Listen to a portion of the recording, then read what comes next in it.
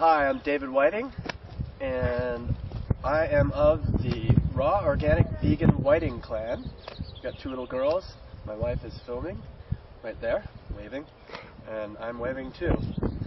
We're still in Sedona, Arizona, and this is the last day of the Raw and Living Expo. And this was our first ever at that, and it was pretty darn cool. Lots of people to see and cool products and yeah, good food.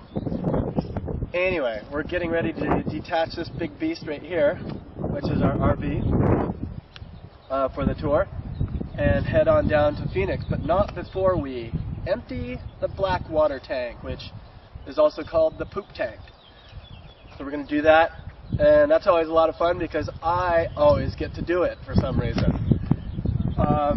Anyway, wanted to mention in this video, if we haven't said it before, I know we've said it at Dave's talks, which we're kind of Dave's right-hand men for this tour, why raw, organic, and vegan is the healthiest healthiest diet on the planet. Did I just say that twice? Yeah, you did. The healthiest and the healthiest, but that's good. The healthiest and healthiest and even more healthy than the healthiest diet on the planet. And why raw? Okay, there's three things that I call non-negotiables about the raw versus cooked food scene. And that is digestive leukocytosis, which is a rise in white blood cells that your body then uses to attack the contents of what you've just eaten if it is cooked. It's perceiving the cooked food as a foreign pathogen, an invader into the system that shouldn't be there. Well, that doesn't happen with raw food. So that's number one. Number two is information from the Max Planck Institute of Nutrition in Germany says that when you cook food, you destroy at least 50% of the protein. The mineral complexes coagulate and become somewhat unusable. All the enzymes are killed off. You get a destruction of vitamins in the, I'll say, 60 to 96% range that I've read.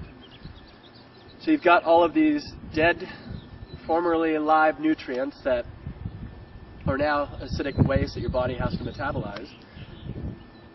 Equally disturbing, or more so, is all the toxic heat metabolites that are made in the cooking process.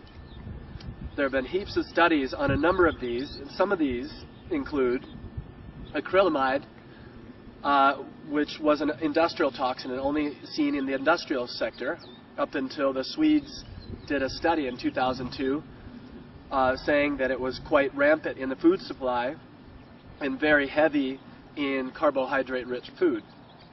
So all your cooked potatoes and French fries and potato chips, like really, really high levels, hundreds of times higher than what is allowed in the water supply by the World Health Organization.